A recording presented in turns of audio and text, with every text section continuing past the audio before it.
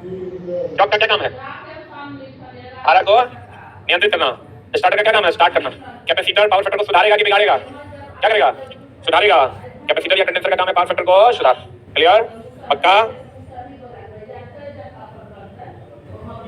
Sodium vapour lamp एक वर्णी प्रकाश, कितनी वर्णी प्रकाश? 40 वाट के ट्यूब की लंबाई 1.2 मीटर। चौक श्रेणी में कि समानांतर में?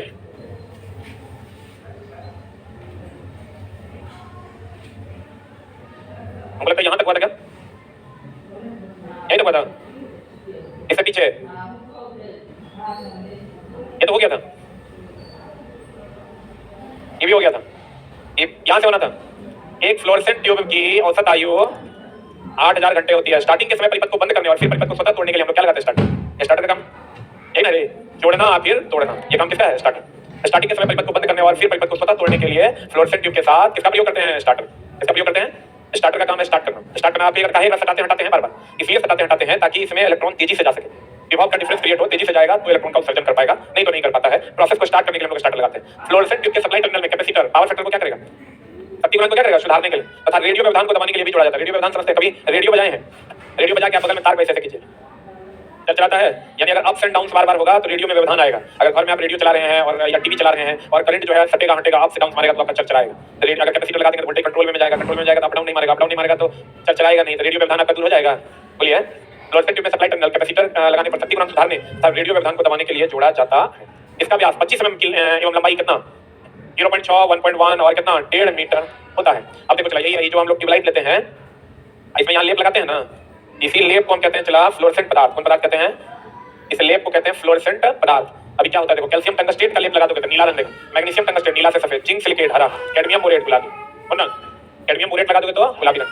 तो आपको लेकिन जो पूछेगा वही पूछेगा, हाईलाइट कर ले। कैल्शियम टंगस्टेट हो ना, नीला, जिंक सिलिकेट हरा, जिंक सिलिकेट हरा, कैल्शियम टंगस्टेट नीला, जिंक सिलिकेट हरा, कैल्शियम टंगस्टेट नीला, जिंक सिलिकेट हरा।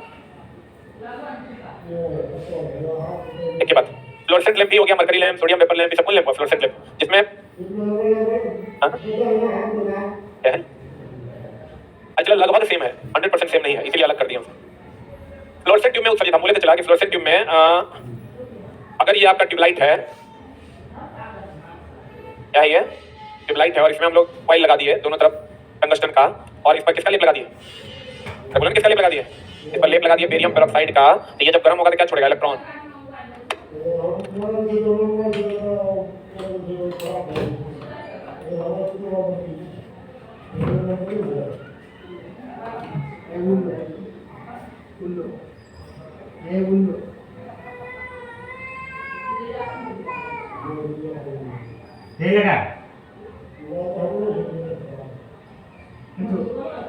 ये निकलता है इसे, ऐसे निकलेगा बैटरी, यहाँ से ऐसे निकलेगा, ऐसे पकड़ के निकाला था, अरे पगला, जहाँ जैसे निकालना है वैसे ही निकालना है।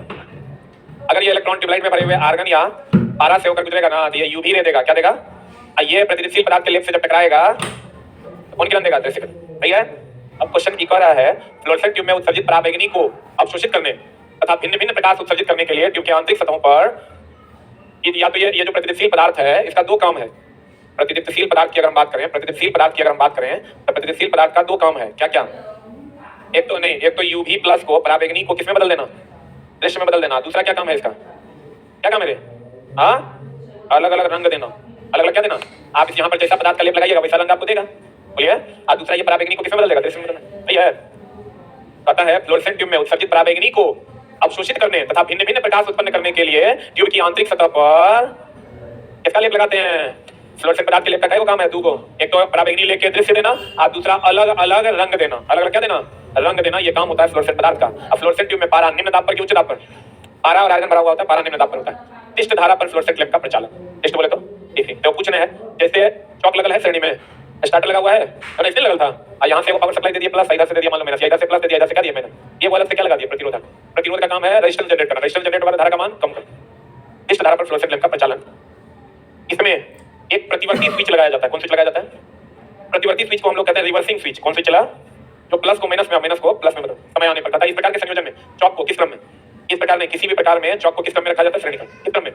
चौक को श्रेणी क्रम में रखा जाता है। चौक का कार्य है आर्क प्रारंभ करने के लिए उच्च वोल्टेज देना। यहाँ पर कहाँ पर डीसी में उच्च वोल्टेज देने के लिए हम लोग चौक लेते हैं। चौक का काम है एनर्जी को स्टोर करना, उसमें कैपेसिटर होता है, वो एनर्जी को स्टोर करता है। जब अगर उसको वोल्टेज कम होता है तो उच्च वोल्टेज सप्लाई कर देता है। लेकिन एसी में ऐसा नहीं होता, उसका काम वहाँ पर करंट को क्या करना, लिमिट करना। लिमिट करना मतलब रोकना। चौक का कार्य है विद्युत धारा के उचित स्तर पर सीमित रखना। कौन परिपथ में? एसी पर। डीसी परिपथ में इसका काम क्या है, उच्च वोल्टेज सप्लाई भी कर देना। अगर वोल्टेज घट रहा है तो उच्च वोल्टेज क्या करना, सप्लाई कर। किसका काम है? चौक का। किसका? एसी में इसका क्या काम है? धारा को सीमित करना। धारा को क्या करना, सीमित करना, ये इसका काम होता है। चौक का। चौक किस क्रम में लगाता है, श्रेणी क्रम। तो ये स्टार्टर हो गया, यहाँ पर क्या हो गया, चौक। यहाँ से वो सप्लाई लिए, ये वो सप्लाई यहाँ जोड़ दिया, यहाँ से वो तार लेके यहाँ जोड़ दिया, यहाँ से वो तार लेके ऐसे जोड़ दिया। हमको लगता है तुम कर लेगा, नहीं कर पाएगा। ये वो तार पहले निकालना है, उसको स्टार्टर के टर्मिनल दूसरे टर्मिनल से जोड़ के वो यहाँ है, वो यहाँ पहले जोड़ खत्म करना है। अब फिर ये वो टर्मिनल यहाँ से निकाल के ये वो इनपुट में देना है, ये आउटपुट यहाँ से निकाल के ऐसे जोड़ के यहाँ जोड़ना। बोलो, इसका काम है प्रोसेस को क्या करना, स्टार्ट करना। इलेक्ट्रॉन उत्सर्जन स्टार्ट कर देता है। इलेक्ट्रॉन उत्सर्जन स्टार्ट करेगा तो आगे पारा से होकर गुजरेगा तो पराबैंगिक करंट दे देगा। अब पराबैंगिक करंट फिर प्रतिस्थापन पदार्थ के लिए से टकराएगा, क्या देगा। मेन जो स्टार्टर का काम है वो ये है, ये इलेक्ट्रॉन का उत्सर्जन को शुरू कर देना। क्या कर देना, जैसे लोग धक्का देते हैं ना, धक्का देते हैं प्रोसेस, मान लो कोई कूद रहा है, नहीं कूद रहा है, प्रोसेस स्टार्ट करने के लिए क्या होता है, धक्का। वही काम कैपेसिटर का भी है, पंखा क्या करता है, धक्का देने का काम करता है। ट्यूबलाइट में चौक नहीं लगाने पर क्या हो जाएगा, क्योंकि करंट लिमिटेड नहीं होगा। करंट जैसे बढ़ेगा तो बढ़ा हुआ करंट यहाँ चल जाएगा। एच बराबर क्या होता है, आई एफ आई बढ़ जाएगा, एच का मान बढ़ जाएगा, चल जाएगा।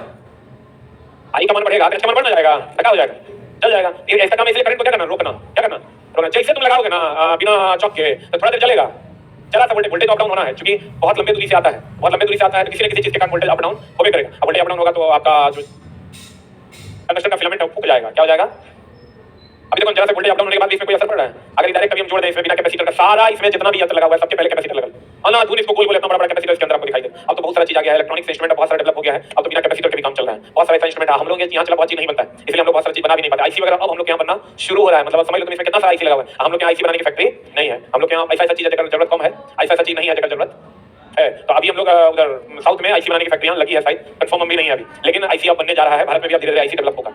आईसी होता है इंटीग्रेटेड सर्किट। आईसी क्या होता है, अभी जो ये जो बोर्ड आपका दिख रहा है या आपका कैमरा दिख रहा है या आपका फोन दिख रहा है, इसमें आईसी, डायोड, ट्रांजिस्टर, सिग्नल में चौक वगैरह वगैरह बहुत सारी चीजें, इलेक्ट्रॉनिक इंस्ट्रूमेंट आ गया है। जो काम इलेक्ट्रिकल इंस्ट्रूमेंट इतना बड़ा बड़ा होकर करता था, इलेक्ट्रॉनिक इंस्ट्रूमेंट बहुत छोटे होकर के कर रहे हैं। ट्यूबलाइट में चौक नहीं लगाने पर क्या हो जाएगा, क्यों, क्योंकि चौक का काम क्या है, करंट को लिमिट करना। लिमिट करना मतलब सीमित करना। करंट सीमित नहीं होगा भैया, करंट अगर अप डाउन में जाएगा तो बार-बार कहीं करंट बढ़ेगा, आई बढ़ेगा, छोड़ेगा और छोड़ेगा, गर्म होगा, गर्म होगा क्या हो जाएगा, फ्यूज हो जाएगा। चौक कॉइल शॉर्ट सर्किट करने पर भी लैंप क्या हो जाएगा, पूछा। शॉर्ट सर्किट समझते हो, क्या करना, बाईपास ले लो। शॉर्ट सर्किट करना मतलब बाईपास ले लो, या दो तार को आपस में सटा दे। अगर मान लो इसको तार को यहाँ से लाके चौक को बाईपास करके यहाँ सटा दे, जाएगा पूरा, निकल जाएगा, उग जाएगा, बुझ जाएगा। चलते हुए ट्यूब से अगर स्टार्टर हटा दिया जाए तो ट्यूबलाइट चलता रहेगा, नहीं रहेगा, क्योंकि इसका काम है खाली प्रोसेस को स्टार्ट कर। क्या करना, ये जो इलेक्ट्रॉन का उत्सर्जन है इस पे खाली स्टार्ट कर देता है, तो उसके बाद आप स्टार्टर को हटा के भी छोड़ दीजिएगा, चलेगा कि नहीं चलेगा, एकदम चलते रहेगा। लेकिन चौक हटा दीजिएगा तो नहीं चलेगा, चौक हटा जाएगा चलेगा, क्योंकि करंट लिमिट नहीं होगा। स्टार्टर का काम स्टार्ट करना, चौक का काम करंट को क्या करना, लिमिट करना। करंट लिमिट नहीं होगा तो कॉइल क्या हो जाएगा, चल जाएगा, क्या हो जाएगा। लेकिन स्टार्टर का काम स्टार्ट करना, स्टार्ट हो गया तो हटा दीजिए, चलते रहे। बोलो, चलते हुए ट्यूब से अगर स्टार्टर हटा दिया जाए तो ट्यूबलाइट चलता रहेगा। अब चला नियॉन लैंप देखें, इस टाइप का लैंप कहाँ देखें, टेस्टर में देखें। नियॉन लैंप होता है टेस्टर में, कहाँ होता है, हाँ टेस्टर में नियॉन लैंप होता है जो गुलाबी रंग देता है। कौन रंग देता है, टेस्टर में नियॉन लैंप होता है जो कौन रंग देता है, गुलाबी रंग देता है। क्लियर। अब नियॉन लैंप जो है, नियॉन लैंप की अगर बात करें इंडिकेटर में भी होता है, ये कहाँ पर, फोर्ड वगैरह के इंडिकेटर में भी नियॉन ही भरा जाता है। क्या भरा जाता है, इसकी कार्य घंटा बहुत अधिक होती है, ल्यूमेन इसका कम होता है लेकिन कार्य घंटा इसका बहुत अधिक होता है। इसलिए टेस्टर का बल्ब जल्दी फ्यूज होता है। इसमें लाल गुलाबी रंग के उत्सर्जन के लिए क्या भरा जाता है, नियॉन भरा जाता है। ये देखो आंख सबसे अधिक संवेदनशील किस रंग के प्रति, पीला। इसलिए इंडिकेटर में खाली इंडिकेट करना है कि है कि नहीं है, तो संवेदनशील रंग का होना जरूरी है। अभी बात बताओ, दूर में अगर सफेद रंग रहेगा दिखाई देगा, लेकिन पीला रहेगा तो दिखाई देता है। इसका प्रयोग कहाँ करते हैं, कहाँ करते हैं, इंडिकेटर में किया जाता है। कहाँ क्या आता है, इंडिकेटर में किया जाता है, टेस्टर में भी होता है। नियॉन साइन ट्यूब 1 से 5 मीटर लंबा तथा 10 से 20 mm व्यास की कांच की नली में बनाया जाता है। कौन, नियॉन साइन। कितना मीटर लंबा, 10 से 20 mm व्यास। इस प्रकार के लिए में नियॉन, आर्गन, पारा, हीलियम इत्यादि गैस भरा जाता है। अलग अलग देख लो, नियॉन भरोगे गुलाबी रंग देगा, क्रिप्टन भरोगे तो ऐसा रंग देगा, ज़ेनॉन ऐसा रंग देगा, हीलियम ऐसा रंग देगा, आर्गन ऐसा। इसका मतलब ट्यूबलाइट में से या किसी भी लैंप से निकलने वाला जो रंग होता है वो उसमें भरे हुए गैस पर निर्भर करता है और प्रतिदीप्तिशील पदार्थ के लेप पर निर्भर करता है। बोलो। लेकिन देखो नियॉन लैंप जो इंडिकेटर में, टेस्टर वगैरह में जो हम लोग ट्यूबलाइट लेते हैं, जो बल्ब रहता है, क्या उसके अंदर कोई लेप रहता है, नहीं रहता। इसका मतलब उसमें भरे हुए गैस पर निर्भर करता है, लेप पर निर्भर नहीं करता। समझ में आ रहा है, वो देखना एकदम क्रिस्टल रहता है, एकदम क्रिस्टल क्लियर रहता है, आप बार बार दिखाई देता है, नहीं दिखाई देता है। इसका मतलब उसके अंदर से लेप लगा हुआ। ट्यूब में प्रति मीटर लंबाई पर 900 से 1000 वोल्ट की आवश्यकता होती है। 1 मीटर में कितना, 900 से 1000 वोल्ट। नियॉन साइन ट्यूब के प्रचालन के लिए आवश्यक वोल्टेज नली की लंबाई पर मुख्य रूप से निर्भर करता है। हम बोलेंगे चला अगर छोटा होगा तो कम वोल्टेज पर चलेगा, ज्यादा होगा तो ज्यादा वोल्टेज पर चलेगा, depending upon the voltage length होता है। इसमें उत्पन्न रंग नली में भरी क्या चीज पर निर्भर करता है, नली में भरी हुई गैस पर निर्भर करता है। क्लियर। यह नियॉन ट्यूब गैस विसर्जन प्रभाव के सिद्धांत पर काम। चलो गैस विसर्जन प्रभाव क्या है, जब कभी देखो हम पीछे आपको पढ़ाए थे, क्वेश्चन ध्यान नहीं दिए होंगे। लेकिन अभी समझ लीजिए गैस विसर्जन प्रभाव क्या है। एक्चुअल में इसको भी आप गैस विसर्जन प्रभाव कह सकते हैं। जब हम करंट देते हैं क्या देते हैं, क्या देते हैं, करंट देते हैं इलेक्ट्रॉन का उत्सर्जन करता है। किसका उत्सर्जन करता है, इसका। जब करंट देते हैं तो इलेक्ट्रॉन का उत्सर्जन करता है, इसका उत्सर्जन करता है। इलेक्ट्रॉन का जो उत्सर्जन करेगा तो गैस में इलेक्ट्रॉन का उत्सर्जन किया। जब हम करंट दिए क्या दिए चला, जब हम करंट दिए तो गैस में इलेक्ट्रॉन का उत्सर्जन किया। करंट दिए तो गैस में इलेक्ट्रॉन का उत्सर्जन किया। इसी को ना गैस उत्सर्जन प्रभाव कहते हैं, गैस डिस्चार्ज इफेक्ट, करंट का गैस डिस्चार्ज इफेक्ट। इससे गैसों में आयन घूमने लगता है, गैस डिस्चार्ज इफेक्ट। इससे गैसों में क्या घूमने लगता है, आयन घूमने लगता है। क्या घूमने लगता है, इसी को हम लोग कहते हैं गैस डिस्चार्ज इफेक्ट, जिसमें लिखना नोट करके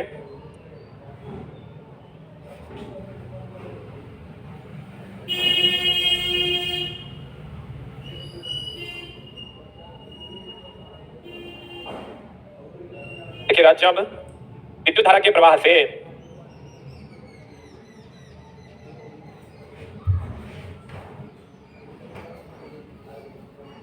विद्युत धारा के प्रवाह से गैस में आयन का उत्सर्जन होने लगता है, गैस में आयन का उत्सर्जन होने लगता है। गैस में आयन का उत्सर्जन होने लगता है, इसे ही गैस आयनीकरण प्रभाव कहते हैं। इसे ही गैस आयनीकरण प्रभाव कहते हैं। इसे ही क्या कहते हैं, गैस आयनीकरण प्रभाव कहते हैं। हो गया। अब ये कह सकते हैं यह गैस विसर्जन प्रभाव के सिद्धांत पर आधारित है। इसकी आयु देखो कितना है, फ्लोरेसेंट ट्यूब का कितना था 8000, इसका कितना है 10,000 कार्य घंटा। बताओ टेस्टर हम लोग लाते हैं 20-20 साल तक, 10 साल तक वो फ्यूज जल्दी होता नहीं, क्योंकि उसकी कार्य घंटा क्या है ज्यादा, क्योंकि चलो वहां हीट भी कम जनरेट होता है, उसके जलने की भी संभावना कम होती है। तो कितना कार्य घंटा तक होता है 10,000 कार्य घंटा। इसका कार्य सिद्धांत गैस विसर्जन प्रभाव पर आधारित है। आर्क लैंप देखा है, प्रोजेक्टर देखा, प्रोजेक्टर देखे हैं कि जुटे? यस नहीं देखे हैं। अरे प्रोजेक्टर से सिनेमा नहीं चलता है, ओ प्रोजेक्टर से सिनेमा चलते हुए देखे हैं? अब अभी सिनेमा हॉल में अभी भी चलता है, बड़का पर्दा पे नहीं चलता है, तो वहां आर्क लैंप होता है, फुल लैंप होता है।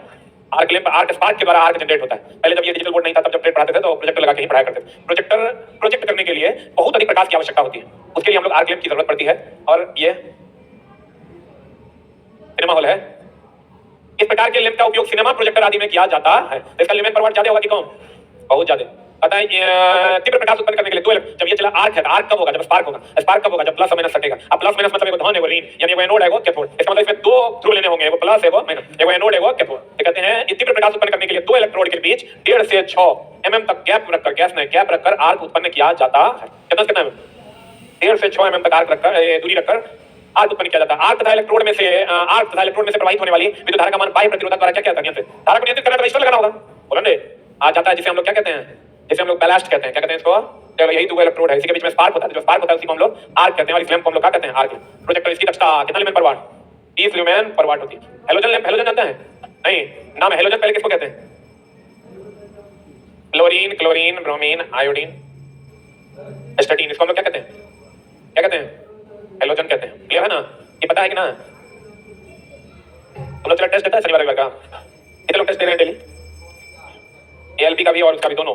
इलेक्ट्रिशियन ट्रेड का पिछले बार का शायद एएलपी का डिस्कशन नहीं हो पाया था, इस बार का होगा। सैटरडे और संडे का टेस्ट सारे बच्चे, अभी चला वैकेंसी आना था, आज क्लियर हो जाना था 1-2 दिन में, जो कि नहीं हुआ। उसका रीजन ये है, जो हमको जहां तक हम अंदाजा लगाया या पता करवाए, उसमें मामला ये है कि सारे लोग जो है उधर मतलब छोटका चपरासी से लेके अधिकारी तक सब चुनाव में व्यस्त है। किसी को भी फुर्सत नहीं है कि तोहर सूद लेगा। तो अब जो भी काम होना है 7 के बाद प्राइम मिनिस्टर बन जाएंगे, जो भी जिनको भी बनना होगा, उसके बाद जो है इस पर सूद ली जाएगी, जैसा कि लगा। इसलिए और चला बहुत सारे लोग हैं जो बहुत ज्यादा हड़बड़ाए हुए हैं। बहुत ज्यादा हड़बड़ाने की आवश्यकता नहीं है। अगर 15 दिन 20 दिन लेटो से देता है तो बहुत ज्यादा जुल्म वाला बात नहीं है। लेकिन तुम सोच रहा होगा कहीं नहीं दिया तो क्या होगा? तो हम तो ये बात बता देते हैं कि विधानसभा चुनाव है, वैकेंसी देवे करेगा, एग्जाम लेवे करेगा, ज्वाइनिंग भी होवे करेगा। बात एकदम फिक्स है कि अगला 6 महीना में बिहार का कोई एग्जाम नहीं बचेगा, A to Z एग्जाम हो जाएगा। हम लोग कहते थे कि भैया रेलवे की वैकेंसी एवे करेगी, चुनाव के टाइम आया ना, वो अलग बात है कि कौन आया, वैकेंसी आया ना। और ये वैकेंसी का एग्जाम भी तुम खुद सोच के देखो, चलता नहीं लग रहा है। सरकार ऐसा चाहेगी जरूर कि सारा वैकेंसी का एग्जाम ले लिया जाए, ताकि हमारे सर पे ये आए कि हमने वैकेंसी दिया था। नीतीश कुमार जी कभी चाहेंगे हम सब वैकेंसी को रोक दें? कभी नहीं। जैसे वो रोकेंगे कि सारा का सारा क्रेडिट जो है उनको, ऐसा हम दोनों का अलग अलग सोच बता रहे हैं, सब अपने अपने तेजस्वी जी को जाएगा। और कौन दिया वैकेंसी, कौन दे रहा था, इस पर कोई चर्चा नहीं है। जो वैकेंसी दे दिया भैया वही ठीक है, उतना फालतू का चर्चा नहीं करना। हम किसी के फेवर में नहीं है, लेकिन सरकार ये चाहेगी जरूर कि वैकेंसी दे दिया जाए और लोग ये माने कि वैकेंसी हम दे रहे हैं। तो उसका सबसे बड़ा मुद्दा अगर कोई है बिहार में तो है बेरोजगारी का। इसलिए वैकेंसी एवे करेगा, ये बात से तुम निश्चित रहो। 15-20 दिन का देरी और हो सकता है, या हो सकता है डेट दे दे तो कोई बात नहीं। थोड़ा सा बर्दाश्त करो, ठीक है ना। और बर्दाश्त इसलिए भी करो, चला कि धीरे धीरे तुम्हारी तैयारी भी अच्छी हो जाएगी। आज नहीं तो पता चला लूज किया तो 6 साल बाद फिर आएगा, तो एज बचल रहेगा, तो एज बचल रहेगा, क्योंकि एज एग्जाम बहुत ज्यादा है। लेकिन तू पढ़ने के लायक नहीं रहेगा तो दिया तो 5वां छठा में रहेगा। तो नहीं लगता चला कि अगर एक महीना और मिल जाए ज्यादा बेहतर है। हम भी बढ़िया से इत्मीनान से पढ़ा पाएंगे, तू भी पढ़ पाए। आना तो जैसे उधर देगा तू को करना शुरू कर दे। फ्लोरीन, क्लोरीन, ब्रोमीन, आयोडीन और एस्टेटिन, ये हेलोजन है। इसको क्या कहते हैं? चला हेलोजन। तो हेलोजन पहले ना चूच में नहीं देखता था, एलईडी से पहले क्या लगता था? इतना बड़ा ट्यूब नहीं रहता था, और ट्यूब लगा के भयानक रोशनी जो जनरेट किया जाता था हीट के साथ। हेलोजन की अगर हम बात करें, हेलोजन लैंप क्या किनारा किसका बना होता है? तो इस लैंप में निष्क्रिय गैस के साथ साथ क्या भरा जाता है? Halogen, fluorine, chlorine, bromine, iodine. ये चला चूंकि खास रंग नहीं देता था, सफेद ही देता था, येलो देता था, तो हम लोग क्या करते थे? इस पर अलग अलग रंग का पन्नी बांधते थे। चलो क्या है सर, हम लोग करते नाटक में होता था, अलग अलग रंग का पन्नी जो है बांधते थे, उस रंग का प्रकाश आता था, क्योंकि ये चला किसी खास रंग का प्रकाश नहीं देता था। इसलिए फ्लोरीन, क्लोरीन, ब्रोमीन, आयोडीन इसमें भरा होता है। अक्रिय गैस जितना भी लैंप है सब में अक्रिय गैस के साथ दूसरा गैस होगा। बोलते कौन गैस के साथ? इसकी दक्षता ही है, इसकी दक्षता 25 से 35 ल्यूमेन पर वाट। तो इस समय पूछा दक्षता को किसमें व्यक्त करते हैं? ल्यूमेन पर वाट। बताओ चौक को श्रेणी में के समानांतर में, चौक को श्रेणी, चलते हुए ट्यूबलाइट से चौक हटा देंगे, कोई प्रभाव नहीं, उप जाएगा। स्टार्टर हटा देंगे, कोई प्रभाव नहीं पड़े। स्टार्टर हटाएंगे, कोई प्रभाव पड़ेगा? स्टार्टर हटा देंगे, कोई प्रभाव नहीं पड़े। लेकिन चलाने के लिए स्टार्टर की आवश्यकता होगी। आई सबको किसमें लगाएंगे? श्रेणी में। किसमें लगाएंगे? श्रेणी क्रम में लगाते हैं। डीसी में चौक का काम है वोल्टेज देना, अगर कम पड़ जाए। और एसी में चौक का काम है धारा को सीमित करना। धारा को क्या करना? सीमित करना। किसमें? एसी में। किसमें? नियॉन के गैस भरने पर कौन रंग देगा? गुलाबी। कौन रंग देगा? इंडिकेटर वगैरह भी यूज करते हैं। और उसका कार्य घंटा कितना होता है? 10,000। और जितना ज्यादा लंबा होगा ट्यूब वोल्टेज उतना ज्यादा, और जितना कम लंबा होगा वोल्टेज उतना कम। क्लियर है? हेलोजन लैंप में अक्रिय गैस के साथ साथ हेलोजन होगा। Fluorine, chlorine, bromine, iodine, एस्टेटिन। Clear है? बोलो। जो बच्चे नए हैं, शनिवार रविवार क्लास नहीं होती है, शनिवार रविवार टेस्ट होता है। कितने बजे? 2 बजे से ना।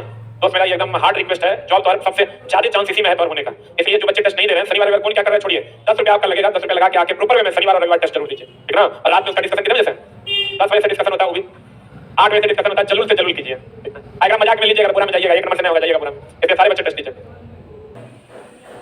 हेलोजन लैंप पर बात चल रही थी ना। हेलोजन लैंप में अक्रिय गैस के साथ हेलोजन भी होता है। कौन? फ्लोरीन, क्लोरीन, ब्रोमीन, आयोडीन और एस्टेटिन, वही होता है। इस लैंप में निष्क्रिय गैस के साथ साथ halogen gas, fluorine, chlorine, bromine, iodine भी भरा रहता है। इसकी दक्षता कितनी होती है? 25 से 35 ल्यूमेन पर वाट। इसे फ्लड लाइट लैंप भी कहा जाता है। कौन लैंप कहते हैं? चला ये नाम है। इसकी दीवार काली नहीं पड़ती है। जैसे आप मरकरी की दीवार काली हो जाती है, बल्ब की दीवार काली हो जाती है, देखें कभी? बल्ब की जो दीवार है वो काली हो जाती है, मरकरी की दीवार जो है वो क्या हो जाती है? काली हो जाती है। तो इसकी दीवार काली नहीं होती है। इसकी दीवार हेलोजन लैंप। अब पता चला टंगस्टन और नाइक्रोम के बारे में हम आपको बताए थे कि टंगस्टन प्रकाश अधिक देगा कि कम? प्रकाश अधिक और उष्मा कम। नाइक्रोम प्रकाश कम और उष्मा अधिक। याद है? नहीं याद है? टंगस्टन क्या देगा? टंगस्टन प्रकाश अधिक देगा और उष्मा कम देगा। नाइक्रोम जो है, नाइक्रोम प्रकाश कम देगा और उष्मा अधिक। ये बात है। इसलिए इसका उपयोग हम लोग बल्ब या ट्यूबलाइट में करते हैं। इसका उपयोग हीटर और गीजर या इलेक्ट्रिक आयरन वगैरह में किया जाता है। टंगस्टन प्रकाश अधिक देता है तथा उष्मा कम, लेकिन नाइक्रोम उष्मा अधिक देता है और प्रकाश कम। सही है? बल्ब के बताया आपको, बल्ब के फूटने पर आवाज करता है, बाहर से अंदर, के अंदर से बाहर, बाहर से अंदर हवा आने के कारण। सही है ना? अब बल्ब का फिलामेंट मुड़ा हुआ होता है। बल्ब का फिलामेंट जो होता है चलाई मुड़ा हुआ होता है कि सीधा होता है? मुड़ा हुआ होता है, ऐसा ऐसा करली होता है। अगर आप देखे होंगे तो जरूर देखे होंगे। इससे क्या होता है? उष्मा का व्यय होता है और कुंडली चलता जल्दी नहीं है। अगर हम इसे सीधा रखेंगे तो ये क्षेत्रफल कम है, लेकिन अगर हम ऐसे ऐसे करके रखेंगे तो लंबा कॉइल को हम लोग मोड़ के रख पाएंगे। तो ये तेजी से उष्मा का क्या करेगा? व्यय करेगा। व्यय करेगा तो उष्मा वहां जमा नहीं होगा, जमा नहीं होगा तो वो चलेगा नहीं। कहते हैं बल्ब का फिलामेंट मुड़ा होता है क्योंकि मुड़ने से फिलामेंट से उष्मा का व्यय कम होता है। हाँ, उष्मा का व्यय अधिक होता है, अधिक होता है, इसलिए इसे कुंडलीकृत रखते हैं। तेजी से उष्मा का व्यय होता है, वो जल्दी चलता नहीं है। कम को काट के अधिक करो। फ्लोरोसेंट ट्यूब के दोनों सिरों पर लगे टंगस्टन फिलामेंट के ऊपर किसका लेप चढ़ा होता है? बताएं अभी। टंगस्टन के फिलामेंट पर किसका लेप चढ़ा होता है? Barium peroxide. और जब वो गर्म होता है तो इलेक्ट्रॉन छोड़ता है। क्या छोड़ता है? इलेक्ट्रॉन छोड़ता है। बता 0 वाट का बल्ब बोले थे, 0 वाट होता है कि 5 से 7 वाट?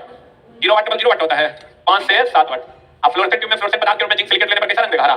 अगर फ्लोरोसेंट ट्यूब में फ्लोरोसेंट पदार्थ के रूप में जिंक सिलिकेट लेने पर कौन रंग देगा? कौन रंग देगा? अभी 40 रंग लगा भी दिया, इसको हाईलाइट भी करवा दिया। बोले तरंगदैर्घ्य प्राय किसमें नापते हैं? एंगस्ट्रॉम। तरंगदैर्घ्य का मात्रक जो होता है, तरंगदैर्घ्य की अगर हम बात करें, इसका ऐसा ही मात्रक होता है मीटर और इसका व्यवहारिक मात्रक होता है एंगस्ट्रॉम। 1 एंगस्ट्रॉम बराबर 10 के पावर कितना? -10। 1 एंगस्ट्रॉम बराबर 10 के पावर -10। तरंगदैर्घ्य को प्राय किसमें नापा जाता है? मीटर में। और इसका व्यवहारिक मात्रक क्या है? एंगस्ट्रॉम। क्या व्यवहारिक मात्रक? एंगस्ट्रॉम। 1 एंगस्ट्रॉम बराबर कितना मीटर? देखो चला, हम लोग जो दृश्य प्रकाश देखते हैं, जो दृश्य तरंग हमारे जो बल्ब से आता है या सूर्य की किरणें हैं, जो दृश्य प्रकाश हमारी आंखों तक पहुंचता है, उसका तरंगदैर्घ्य का रेंज है 3900 एंगस्ट्रॉम से 7800 एंगस्ट्रॉम। कितना? 3900 से 7800 एंगस्ट्रॉम। लेकिन हमारा आंख सबसे अधिक संवेदनशील है 5500 के प्रति। किसके प्रति? 3900 से 7800 एंगस्ट्रॉम दृश्य प्रकाश का तरंगदैर्घ्य है, लेकिन हमारी आंख 5500 एंगस्ट्रॉम के प्रति अधिक संवेदनशील होता है। कितना के प्रति? 3900 से 7800 एंगस्ट्रॉम के बीच दृश्य प्रकाश का तरंगदैर्घ्य होता है, जिसमें 5500 एंगस्ट्रॉम तरंगदैर्घ्य प्रकाश मानव नेत्र के लिए सर्वाधिक क्या है? संवेदनशील है। इसी लैंप की दक्षता को किसमें नापते हैं? ल्यूमेन पर वाट। क्लास नहीं छोड़े होंगे तो समझ में आ गया होगा। तापदीप्त लैंप को वायु रहित पर वाट में भी नापा जाता है। तापदीप्त लैंप जो होता है उसको हम वायु रहित पर वाट, मतलब 1 वाट में कितना वायु रहित है इससे भी हम लोग नापते हैं। वैसे तो नापते हैं ल्यूमेन पर वाट। तापदीप्त लैंप में वायु रहित कांच के बल्ब का प्रयोग किया जाता है। बताइए वायु रहित है कि वायु सहित है? क्योंकि यह विकिरण द्वारा तापमान के कम होने को रोकने के साथ साथ फिलामेंट पदार्थ का ऑक्सीकरण होने से भी क्या करता है, रोकता है। फिलामेंट जो ऑक्सीकृत होकर जलेगा उसमें रोक देगा, क्योंकि वायु रहने नहीं करेगा, जो ऑक्सीजन मिलेगा, ऑक्सीजन रहने नहीं करेगा, चलेगा कैसे? बोले चलने के लिए तो ऑक्सीजन चाहिए ना, ऑक्सीजन रहने नहीं करेगा, चलेगा कहां से? तापदीप्त लैंप में वायु रहित कांच के प्रयोग से धारा का संवहन को क्या किया जाता है, रोका जाता है।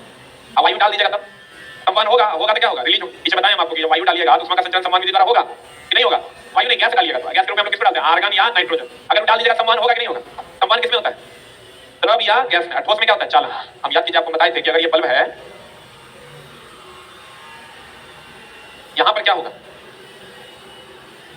इसमें अगर हम गैस भर देते हैं, यहां क्या होगा, संवहन। यहां क्या होगा, ये जो गैस है इसी में संवहन होगा। गैस के रूप में हम लोग वायु देते हैं, आर्गन या नाइट्रोजन, आर्गन या नाइट्रोजन भरते हैं तो गैस जो है इधर से निकलता है संवहन विधि द्वारा। ये ऊष्मा जो है जो गर्म होता है संवहन विधि द्वारा बाहर निकल जाता है। कौन, ऊष्मा। और पहले ये कुंडली में एक ठोस है, ठोस में क्या होता है, चालन। गैस में होता है संवहन। ये बल्ब से जो ऊष्मा निकलने लगती है क्या है, विकिरण। कहते हैं तापदीप्त लैंपों में वायु रहित कांच के प्रयोग से, वायु रहित कांच जिसमें वायु ना हो, धारा के संवहन को क्या किया जाता है, रोका जाता है। लेकिन अगर वायु, अगर गैस भर देंगे तब गैस भर देंगे संवहन होगा ना।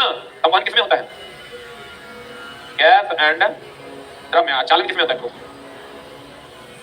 चालन किसमें होता है, ठोस।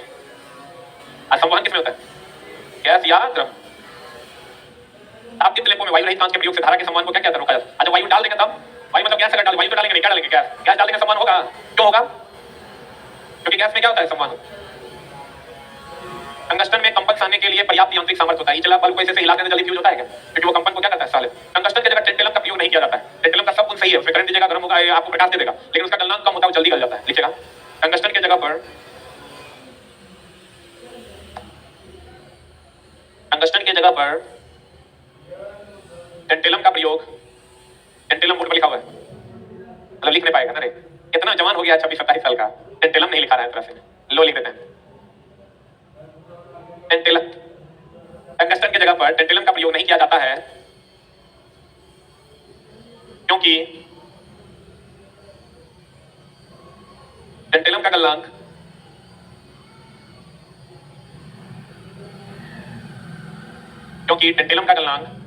टंगस्टन की अपेक्षा कम होता है।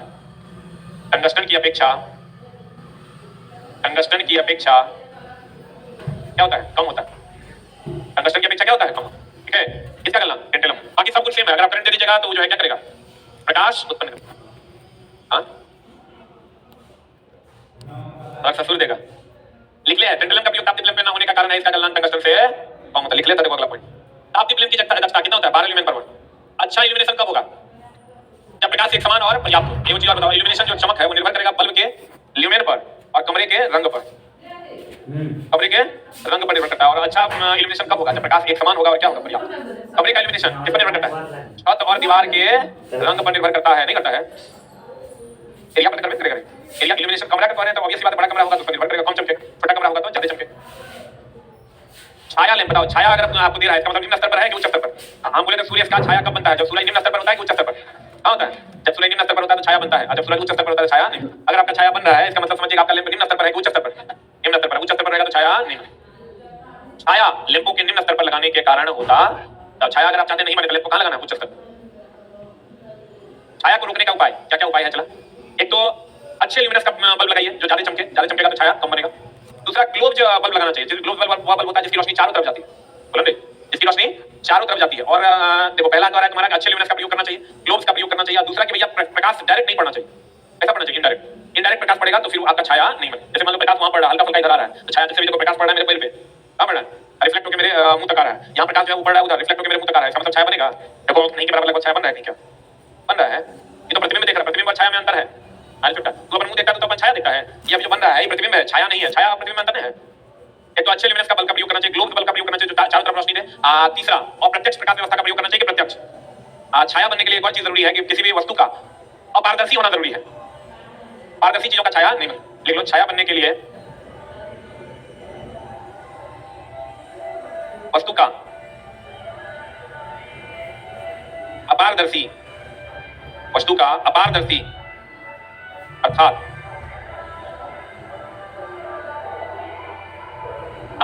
अर्थात ओपैक, या ब्रैकेट में लिख दो ओपैक, ओपैक का मतलब क्या होता है? अपारदर्शी होना अनिवार्य है।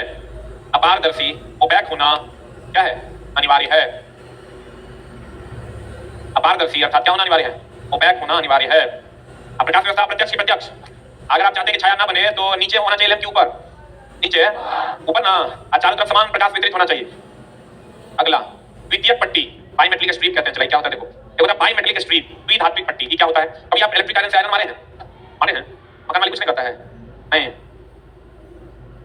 अब कुछ सुनाइए नहीं दे रहा है हमको, एमसीबी ट्रिप कर जाता होगा। मकान हमको नहीं जानना है, बहुत बड़ा बात थोड़ी है ये। तो अगर इलेक्ट्रिक आयरन करता होगा तो उसमें देखना, जब ऑटोमेटिक आयरन अगर आपके पास होगा तो जब आप जिस जैसे सूती पर लगा दीजिए, पॉलिस्टर पर लगा दीजिए, नायलॉन पर लगा दीजिए, आप देखिएगा उतना हीट होने के बाद मारता है टक, होता है नहीं, उतना हीट होगा मारेगा टक टक टक। ये क्या है? दो धातु की पट्टी है, ये जब गर्म हो जाता है, गर्म होने के बाद मारता है टक, तो दोनों क्या हो जाएगा? हट जाएगा। अब फिर जब ठंडा होगा,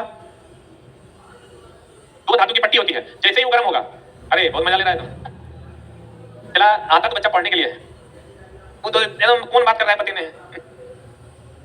अपने जीवन के अमूल्य समय को समझने की चेष्टा करें, नहीं तो फिर हमरा नहीं कहिएगा। क्लियर है ना? द्विधात्विक पट्टी होता है, क्या होता है? अब देख रहे हैं कि जितना ये एरिया के बालक है ना, इतना महालुच्चा, यहां से लेके वहां तक जितना लुच्चा रहेगा सब यही बैठेगा। अरे अभी मुंह चुरा रहा है, जो देखो मेरी आंखों में आंखें नहीं मिला पा रहा है, क्योंकि जान रहा है कि देखो सर हमारी बातों को समझ गए। अरे छोटा अच्छा ये चला एकदम समझ गया, जितना नहीं पढ़ने वाला है उतना ये एरिया मिलेगा। दो धातु की पट्टी है, जैसे ही गर्म होता है हट जाएगा, फिर ठंडा होगा सिकुड़ जाएगा, गर्म होगा हट जाएगा, ठंडा होगा सिकुड़ जाएगा। बोलो ने इसको कहते हैं बाइमेट्रिक स्ट्रिप, द्विधात्विक पट्टी जो प्रसार पर आधारित है। किस पर आधारित है? कहते हैं द्विधात्विक पट्टी ब्रास आयरन का बना होता है, जो इलेक्ट्रिक आयरन में किसके लिए जिम्मेवार है? ऑटो, और यह प्रसार पर आधारित है, धातुओं के प्रसार पर, या यूं कहें कि यह धातुओं के प्रसार पर आधारित है। धातुओं के प्रसार पर आधारित है, या किस पर आधारित है? धातुओं के प्रसार पर आधारित है। द्विधात्विक पट्टी बाइमेट्रिक स्ट्रिप धातुओं के क्या पर आधारित है? प्रसार। पढ़िए ये पता चला डिप्रेसिएशन फैक्टर। कौन फैक्टर? जैसे कभी ऐसा देखें आप नया नया बल्ब लाते हैं तो खूब चमकता है, और धीरे धीरे उसकी रोशनी कम होते जाती है। ऐसा देखें क्या? नया नया आप टीवी लाइए, क्या लाइए? टीवी लाइए, देखिएगा पहले खूब चमकेगा, और धीरे धीरे उसकी रोशनी कम होते जाए। इसी को हम लोग कहते हैं डिप्रेसिएशन फैक्टर। क्या कहते हैं इसको? कि रोशनी कितनी कम हो रही है, इसको नापने के लिए हम लोग डिप्रेसिएशन फैक्टर का उपयोग करते हैं, जिसको हिंदी में कहते हैं अवमूल्यन गुणांक। क्या कहते हैं इसको? क्या कहते हैं इसको? अवमूल्यन गुणांक के नाम से जाना जाता है कि कोई भी बल्ब कितना कम रोशनी हमको दे रहा है, उसी को हम लोग अवमूल्यन गुणांक कहते हैं। यार बच्चों, अवमूल्यन गुणांक डिप्रेसिएशन फैक्टर लैंप से प्राप्त प्रकाश में कमी को दर्शाता है कि कितना, अगर मान लो कोई बल्ब जैसे जैसे उसका एज बढ़ते जाएगा, उम्र बढ़ते जाएगा, समय बढ़ते जाएगा, उसकी रोशनी में क्या आते जाएगा? कमी आती है। ठीक है? अब नया टीवी अगर लाए होंगे तो एलईडी वगैरह में देखे होंगे, पहले रोशनी पूरा देता है, धीरे धीरे उसकी रोशनी कम हो जाती है। इसको हम लोग डिप्रेसिएशन फैक्टर कहते हैं। इसको लिख लो, चला इसका फार्मूला होता है इल्यूमिनेशन अंडर नॉर्मल कंडीशन, यानी प्रदीप्ति सामान्य अवस्था में, और illumination when everything is clean, जब सभी चीजें साफ सुथरी हो तब। वर्किंग कंडीशन में, और जब सभी चीजें साफ सुथरी हो तब का जो अनुपात होता है, दोनों का वैल्यू दिया हुआ रहेगा, भाग दे दोगे डिप्रेसिएशन फैक्टर निकल जाएगा। पढ़ लिख लो, हिंदी में लिख दें illumination under the normal working condition, प्रदीप्ति चालू अवस्था में डिवाइडेड बाय प्रदीप्ति शुरुआत में। प्रदीप्ति चालू अवस्था में और प्रदीप्ति किसमें? शुरुआत में। इसको हम लोग कहते हैं डिप्रेसिएशन फैक्टर।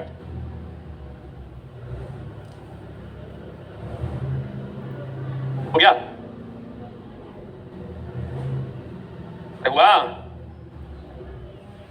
TFL का नाम तो सुना होगा, कॉम्पैक्ट फ्लोरोसेंट लैंप बोलते हैं इसको।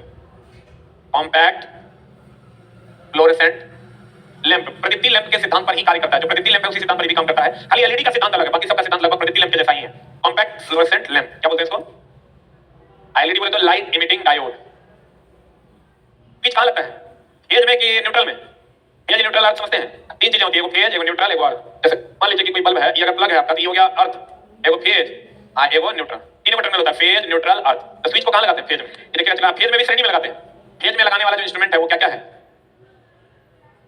एक तो स्विच हो गया, दूसरा फ्यूज हो गया, तीसरा एमसीबी हो गया, आमीटर हो गया, और गैल्वेनोमीटर हो गया। हाँ, टॉक भी, हाँ, गैल्वेनोमीटर, टॉक, लड़ी। हाँ, किस क्रम में होता है? श्रेणी क्रम। हाँ, एक मिनट, श्रेणी में हम लिख दिया ना, एक मिनट रुको, यहाँ तक इसको अलग रखो, ये तो श्रेणी क्रम में होता है। स्विच, फ्यूज और एमसीबी, श्रेणी समानांतर का फिर अलग मामला है। आप फेज में लगाते हैं स्विच, फ्यूज और एमसीबी, दूसरा किस क्रम में लगाते हैं? श्रेणी क्रम में। किस क्रम में लगाते हैं? श्रेणी में। श्रेणी में लगाइएगा, चला जितना लाइन कट पाएगा। फेज में भी लगाना हो, किसमें लगाना होगा? फेज में लगाइएगा तो लाइन को काटेगा वो। ये मान लीजिए स्विच ऑफ कर दिया तो फेज में लगा, सब लाइन कट जाएगा। बोलो ना रे, स्विच, फ्यूज, एमसीबी श्रेणी क्रम में। अब अभी चला आप लोग के साथ ऐसा हो रहा है कि किसी चीज को छूते हैं झटका मारता है, किसी के साथ ऐसा हो रहा है? हो रहा है। और किसी के साथ मतलब किसी चीज में से टच हो रहा है तो जोर से झटका मार देना, ऐसा नहीं हो रहा है? ये बिल्डिंग में हो रहा है, ये में तो भयानक हो रहा है, मतलब हाथ से हाथ सकता है, जैसे तार स्पार्क नहीं मारता है, चट से आवाज करता है। ये चला अर्थ का समस्या है इस बिल्डिंग में। आज एसी वैसी जो लगा है ना, वो अर्थ उसका डाला नहीं है, खाली फेज न्यूट्रल डाल के उसको चालू कर दिया और नहीं डालने के कारण पूरे बिल्डिंग में करंट आ रहा है। इसमें आप लोगों को नहीं आता होगा क्योंकि इतना संग्राहक है कि एक एक इलेक्ट्रॉन ले लिया होता है। जब में 3-4 लोग बैठे होते हैं और किसी चीज को ऐसे सटता है, स्पार्क मारता है हाथ में, हाथ हमेशा नहीं मारता है। जब हमारे शरीर का चार्ज एक जगह स्टोर रहता है, वो भी उच्च पोटेंशियल से निम्न पोटेंशियल होता होता है, या अधिकतर गर्मी के दिनों में होता है और अर्थ नहीं होने के कारण होता है। तो स्विच को हम लोग किसमें लगाएंगे? श्रेणी में। किसमें लगाएंगे? फेज में। एनर्जी मीटर भी लगता है चला फेज में। कौन? एनर्जी मीटर जानती हो क्या है? एनर्जी मीटर अरे जो इससे बिजली बिल निकालता है तो मीटर मीटर कहता है। एनर्जी मीटर उसी को कहते हैं जिससे बिजली बिल नहीं निकालते हैं। वो एनर्जी मीटर किस क्रम में होता है? श्रेणी क्रम में। श्रेणी क्रम में भी होता है तो फेज में होता है। किसमें होता है? फेज में लगा होता है। उच्च प्रकाश में कभी-कभार ऐसा होता है स्विच को ऑन ऑफ करने जाते हैं स्पार्किंग होता है। तो देखो चला एक होता है अगर तार कहीं पर मुड़ा हुआ है ना, ऐसे कहीं पर भी मुड़ा हुआ है तो इंडक्टर की तरह व्यवहार करता है। इंडक्टर मतलब प्रेरक की तरह। हम बोले तार को अगर कॉइल के रूप में लपेट दिया जाए तो वो इंडक्टर की तरह व्यवहार करेगा, प्रेरक की तरह व्यवहार करेगा और एनर्जी को स्टोर करता है। क्या करता है? ये स्विच जो हम लोग उसमें लगाते हैं यहाँ पर तार मुड़ा मुड़ा रहता है, तो जब हम वहाँ एनर्जी स्टोर रहता है, जैसे हम उठाते हैं कुछ व्यवस्था में स्पार्किंग हो जाता है। कभी ऐसा हुआ है? और बड़का-बड़का अगर स्विच आप देखेंगे ऊपर गिराते हुए नीचे गिराते हुए देखेंगे स्पार्क मारता है, तो क्या होता है? तार जब कॉइल के रूप में होता है तो एनर्जी को क्या करता है? स्टोर करता है। क्या करता है? स्टोर करता है, तो उसी एनर्जी से वही उसी से आपको स्पार्क मिलता है। कहते हैं उच्च प्रेरण के कारण स्विच ऑफ करने पर क्या होता है? अब प्रेरण कहाँ होगा? जहाँ तार कॉइल के रूप में लपेटा हो। जहाँ तार किसके रूप में लपेटा होगा? कॉइल के रूप में लपेटा होगा। सभी ट्यूब में, ट्यूब जानते हो नहीं? Optical fibre. और ऑप्टिकल फाइबर में क्या होता है? पूर्ण आंतरिक परावर्तन की घटना होती है। जब प्रतिदीप्ति लंबे संधारित्र लगाते हैं तो युक्ति शक्ति ना युक्ति शक्ति गुणांक युक्ति ना शक्ति गुणांक कितना परसेंट तक सुधर जाता है? 80%। पावर फैक्टर को सुधारने के लिए कैपेसिटर लगाते हैं क्योंकि वो वोल्टेज के अप डाउन को क्या करता है? कंट्रोल करता है। क्या करता है? कैपेसिटर का काम किसको कंट्रोल करता है? वोल्टेज को। किसको? बताओ। तुम चाहता छाया नहीं बने तो बल्ब नीचे के ऊपर। और ग्लोब्स का प्रयोग करेंगे डायरेक्ट की इनडायरेक्ट? इनडायरेक्ट ना पक्का। और हेलोजन लैंप को फ्लड लाइट लैंप भी कहते हैं। बोले कहते हैं हमारा आंख 5500 एंगस्ट्रॉम के प्रति अधिक संवेदनशील है, और जबकि जिससे प्रकाश का एंगस्ट्रॉम होता है 3900 से 7800। 3900 से 7800। और जब भी बनेगा चला छाया बनेगा पारदर्शी का, क्यों पारदर्शी का? और पारदर्शी का ही छाया बनेगा, पारदर्शी का छाया नहीं। क्लियर है? कैपेसिटर लगाने से पावर फैक्टर सुधरेगा कि बिगड़ेगा? पक्का। क्यों? क्योंकि वो वोल्टेज अप डाउन को क्या करेगा? रोकेगा। आप स्विच को श्रेणी में लगाएंगे, फेज में लगाएंगे। बोलो रे हेलोजन पे शीशा काला होता है, अब बल्ब फूटने पर आवाज करता है बाहर से अंदर, के अंदर से बाहर से अंदर आवाज जाने के कारण। Clear? Thank you very much.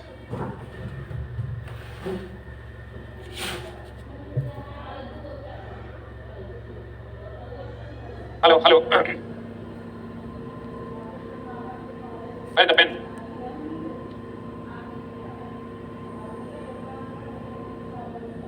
कहाँ तक हुआ था? आई लास्ट है।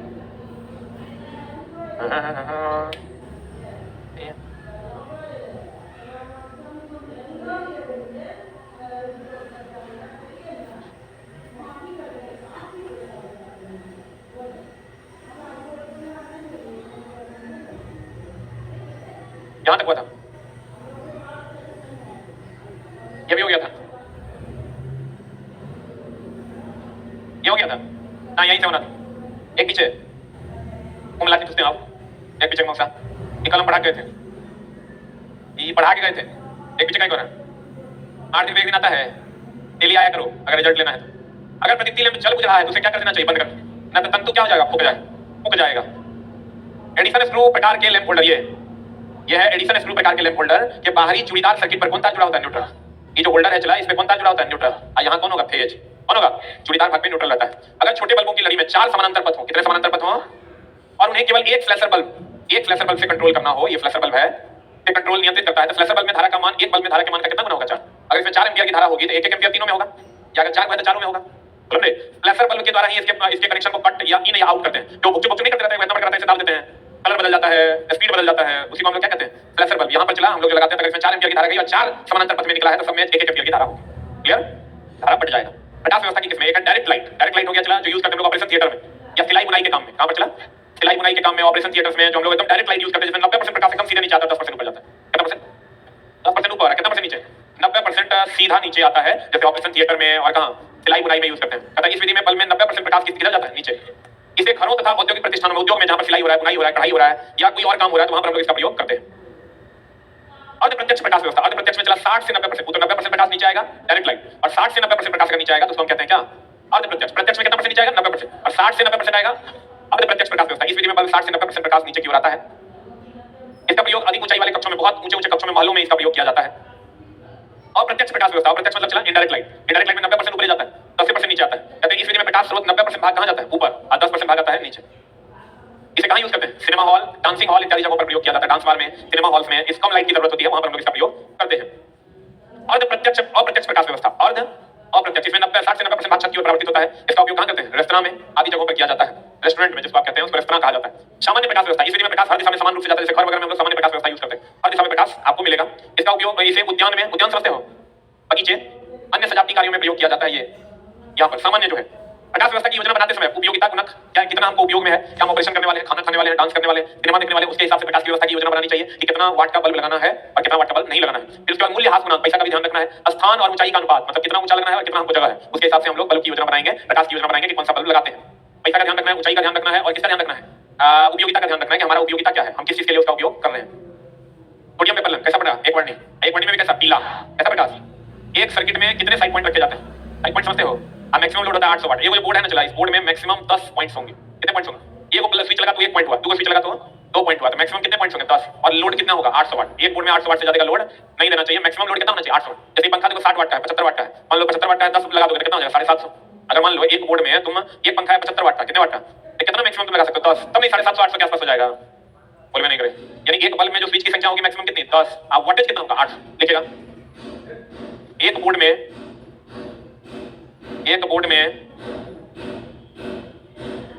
मैक्सिमम, एक बोर्ड में महत्तम, एक बोर्ड में महत्तम 800 वाट तक का लोड देना चाहिए।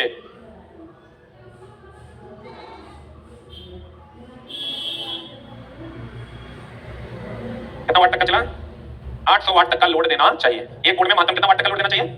800 वाट का। जहां बारीक काम चल रहा है, बारीक काम समझते हो, सिलाई बुनाई ऑपरेशन वगैरह चल रहा है, बारीक काम चल रहा है, वहां प्रकाश कितना ल्यूमेन? 2000 ल्यूमेन्स पर मीटर स्क्वायर होना चाहिए। इससे कम होगा चला तो कारीगर काम नहीं कर पाएगा। इंडियन इलेक्ट्रिसिटी, आई बोले तो लिख ले है, आई बोले तो क्या? इंडियन इलेक्ट्रिसिटी नियम के तहत बत्ती जलाने में सर्किट में अधिकतम निर्धारित वोल्टेज कितना होना चाहिए? कितना? 800 वाट होना चाहिए। घर के बाहर लगाई जाने वाली लाइट की अंतर्वेशन सुरक्षा रेटिंग कितनी? IP65। कोनो लाइट घर के बाहर नहीं लगाना देना चाहिए क्योंकि बारिश वगैरह के टाइम में चला शॉर्ट सर्किट होने की संभावना है। IP65 रूल्स है इंडियन पीनल कोड 65 के तहत या उच्च होता है। यह सुरक्षा रेटिंग इसकी जो घर के बाहर लगाते हैं उसका सुरक्षा रेटिंग अधिक होना चाहिए कि कम? यह रेटिंग बाहर लगे लाइट उपकरण की भारी वर्षा और तेज हवा के झोंके में भी संतोषप्रद दक्षता प्रदर्शित करता है। एक लाइन में समझिए, घर के बाहर जो लगा हुआ होगा लाइट, उसकी सुरक्षा रेटिंग अधिक होना चाहिए कि कम होना चाहिए? क्यों होना चाहिए? आंधी तूफान बारिश होगा उसमें वो अड़ा रहेगा, आपको रोशनी प्रदान करेगा, इसलिए उसकी सुरक्षा रेटिंग अधिक होना चाहिए। क्लियर ग्लास, ये क्लियर ग्लास जिसके आर पार प्रकाश बहुत आसानी से पार कर जाता है, अधिक प्रकाश देगा कि कम प्रकाश देगा? क्लियर दुधिया ग्लास होगा तो कम प्रकाश देगा, लेकिन क्लियर ग्लास होगा तो अधिक प्रकाश देगा। मिल्क ग्लास न्यूनतम प्रकाश के अधिकतम प्रकाश, न्यूनतम, लेकिन एलईडी में ऐसा नहीं होगा। एलईडी में मिल्क ग्लास लगाने वाला अधिकतम प्रकाश पा रहे हैं। तापदीप्त लैंप में सीआरआई बोले तो कलर रेंडरिंग इंडेक्स सर्वाधिक होता है। तापदीप्त लैंप जितने भी हैं उसके सीआरआई इंडेक्स सर्वाधिक होता है। सीआरआई इंडेक्स ये बताता है तापदीप्त लैंप की क्षमता के बारे में बताता है। जितना भी तापदीप्त लैंप उसकी क्षमता अधिक है, इसलिए उसको सीआरआई इंडेक्स से नापते हैं। जैसे कठोरता को मोहो स्केल से नापते हैं, वैसे ही तापदीप्त लैंप की क्षमता को सीआरआई इंडेक्स से नापते हैं। आपको खाली फुल फॉर्म पूछेगा, कलर रेंडरिंग इंडेक्स। क्या कहते हैं इसको? Colour rendering index. मूनलाइट का इल्यूमिनेशन, मूनलाइट समझते हो ना? चंद्रमा की रोशनी का इल्यूमिनेशन लेवल होता है कितना? 0.3 ल्यूमेन पर मीटर स्क्वायर। कितना होता है? 0.3 ल्यूमेन पर मीटर स्क्वायर। एक अंतर प्रदीप्ति और दीप्त लिखाए थे, दीप्त और अदीप्त, प्रदीप्त और स्फुरित भी लिखा दिया था। क्लियर ग्लास ज्यादा रोशनी देगा कि कम? और मिल्की ग्लास कम रोशनी देगा। और किसी भी बल्ब की दक्षता को किसमें नापते हैं? ल्यूमेन पर वाट। किसमें नापते हैं? किसी भी बल्ब की दक्षता को ल्यूमेन पर वाट में नापा जाता है। किसमें नापा जाता है? डायरेक्ट लाइट में 90% प्रकाश नीचे है और छोटे छोटे कामों के लिए हम लोग डायरेक्ट लाइट का यूज करते हैं। ऑपरेशन थिएटर में, फैक्ट्रियों में हम लोग किसका यूज करते हैं? Direct light. क्लियर? और इनडायरेक्ट लाइट होगा तो 60 से 90% नीचे आएगा, यानी 10 से 40% प्रकाश कहां जाएगा? ऊपर जाएगा। क्लियर है? उसी तरह अप्रत्यक्ष, अर्ध अप्रत्यक्ष है, बोला नहीं? और छाया कब बनेगा? जब डायरेक्ट लाइट में कि इनडायरेक्ट लाइट में? डायरेक्ट लाइट में छाया बनेगा, इनडायरेक्ट लाइट में छाया नहीं बनेगा। किसमें छाया बनेगा? डायरेक्ट लाइट में छाया बनता है, इनडायरेक्ट लाइट में छाया नहीं बनता। प्रदीप्ति निर्भर करती है उसमें भरे हुए गैस पर और रंग पर, प्रदीप्ति पदार्थ के लेप पर। जो रंग है वो निर्भर करता है किस चीज पर? उसमें भरे हुए गैस पर और प्रतिदीप्तिशील पदार्थ के लेप पर, है ना? नियॉन भरेंगे तो कैसा रंग देगा? गुलाबी। और सोडियम रहेगा तो पीला। नियॉन गुलाबी और सोडियम पीला। मरकरी रहेगा तो सफेद देगा। मरकरी कम ताप पर होता है कि ज्यादा ताप पर? कम ताप पर ना। लो प्रेशर पर मरकरी को भरा जाता है। पहले बल्ब में क्या था? कार्बन। बाद में क्या हुआ? टंगस्टन। पहले बल्ब में निर्वात था, बाद में बल्ब में आर्गन या नाइट्रोजन हुआ। और नाइट्रोजन का जीवन काल क्या होता है? अधिक। आर्गन का जीवन काल क्या होता है? कम। सही है। चौक का काम क्या है? धारा को नियंत्रित करना और वोल्टेज को बढ़ा देना। चौक श्रेणी क्रम में लगा होता है। चौक हटा लेंगे तो चलेगा नहीं, स्टार्टर हटा लेंगे तो क्लियर है? इससे पहले जितना नॉलेज था आपके पास, अभी पढ़ाने के बाद थोड़ा बहुत इंक्रीज हुआ नहीं हुआ, लेकिन चला कुछ और बातें भी हम इसमें जानेंगे, ठीक ना, अलग से। लेकिन बिहार इलेक्ट्रिसिटी को भी ध्यान में रखते हुए हम लोग किसी चीज को मिस नहीं करेंगे। जब टाइम दिया है तो अच्छे से पढ़ लेंगे। चला हम आपको विश्वास दिलाते हैं, अगर आप सही तरीके से पढ़ रहे हैं तो आपका काम होगा। अभी आप कंप्यूटर की क्लास कर रहे हैं। अच्छा, जो लोग नहीं कर रहे हैं, एग्जाम का डेट नहीं आता इसलिए हम नहीं दिए थे कंप्यूटर की क्लास। एक बैच ऊपर वाला जो ऊपर में जो क्लास कर रहा होगा वो लोग कर। कितने लोग कंप्यूटर की क्लास नहीं कर रहे? कितना बजे लगाते बोलिए? हम अपने क्लास के सुबह आपसे टाइम पूछेंगे तो आप अलग अलग टाइम बताइएगा। हम एक टाइम डिसाइड करके लगा देते हैं। ऊपर में तो हमको लगता है 5-7-10 दिन में खत्म भी हो जाएगा। ना ऊपर में 10-12 क्लास में में खत्म हो जाएगा, वो काम कीजिए। ऊपर में खत्म होने वाला है तो आपको 2 बार नहीं आना पड़ेगा। ये 7 से 8 से 9 ही चलता है ना, 7 से 8 में आपका लगा देंगे। साइंस टेस्ट है ना, अब फिर गड़बड़ा जाएगा यार। कोई टाइम बताओ, हम लगा देते हैं। छोड़ो यार, 12 से 1 में तो बढ़िया हम लगा देते हैं। 1 से 2 लगा देते हैं। अरे ये टाइम एक और लगा देते हैं, जिसका सूट करेगा उसमें कर लेना, जिसका सूट नहीं करेगा अगले टाइम का इंतजार कर लेना। फिर और लगा देंगे। पढ़ा कैसा रहा है मास्टर? पूरे पूरे बिहार में कोई मास्टर नहीं है कंप्यूटर का। एक आध जो भी है ना चला, इसे करके जाके देख लेता है, अब फिर आगे लिख देता है। ये कोई मास्टर नहीं, किसी जो मिला है वो बस पढ़ लो। मास्टर ने हम इसी से चला डेली 20 क्वेश्चन का डिस्कशन स्टार्ट करवा देंगे YouTube पे। जैसे वैकेंसी का डेट आएगा 20 क्वेश्चन डेली हम इनका स्टार्ट करवा, अभी स्टार्ट करवाने वाले। जिनको करना होगा ना आउट टाइम में वो करवा दें, डेली 20 क्वेश्चन आप कंप्यूटर का प्रैक्टिस, वैसा चीजें लगे, चाहे वो पूछेगा उतना वो बन जाएगा। आप उधर हिंदी तो ऊपर में लगाएंगे, टाइम हम देखते हैं, डिसाइड करके लगा देते हैं। तीनों पेपर लगा देते हैं, तीनों में हिंदी भी लगा देते हैं। टाइम में नहीं सूट कर रहा है, अच्छा देखते हैं, टाइम लगाते हैं कंप्यूटर का। हिंदी में लगाना है क्या? हिंदी में ठीक है, हिंदी और कंप्यूटर दोनों लगाते हैं। कल चला हम इस पर और विशेष चर्चा करेंगे, कुछ चीजें और पढ़ेंगे हम। Thank you very much. अरे ऑनलाइन वालों आपका तो चल रहा है, आप क्यों बोल रहे हो? ऑनलाइन वालों का सब चल रहा है, खाली हिंदी बचा हुआ है, हिंदी लगाएंगे।